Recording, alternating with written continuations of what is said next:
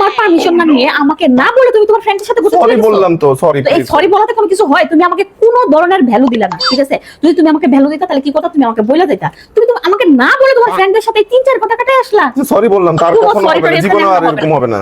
কোনো সরি টরি আজকে কোনো কাজে লাগবে না। তুমি আমাকে কোনো ধরনের মূল্য দাও নাই, ঠিক আছে?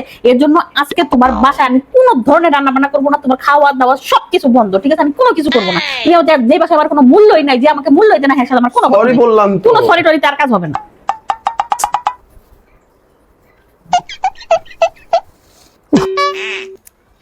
সবকিছুর একটা লিমিট আছে। সব সময় সে আমাকে মানে বন্ধুদের সাথে ঘুরতে যাবে, সে আমাকে কোনো কিছু বলে যাবে না। এত কিছু সবকিছু এত মেনে নেওয়া যায় না। আচ্ছা যাই হোক, তারপরেও তো সে অনেকবার সরি বলছে, আর বলছে তো আর কোনোদিন আমাকে না বলে কোনো কিছু করবে না। আমিও তো কম কথা শোনাই নাই, এত কথা না শুনালেও পারতাম। থাক, সরি তো বলছি, থাক, এবারের মতো মাফ করে দিই। যাই যাই বলি, আর কখনো যেন এরকম না করে।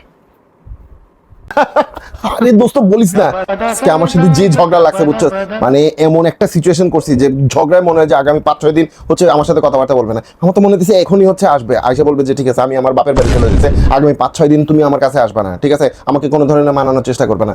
দোস্ত একটা প্ল্যান কর না, এই আগামী 4-5 দিন তো মনে কর যে একটা মাস্ত একটা অবস্থার মধ্যে থাকবো, চিল করবো, চিল।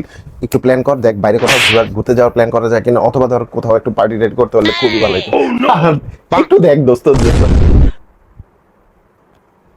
পার্টি করবা না? পার্টি করবা?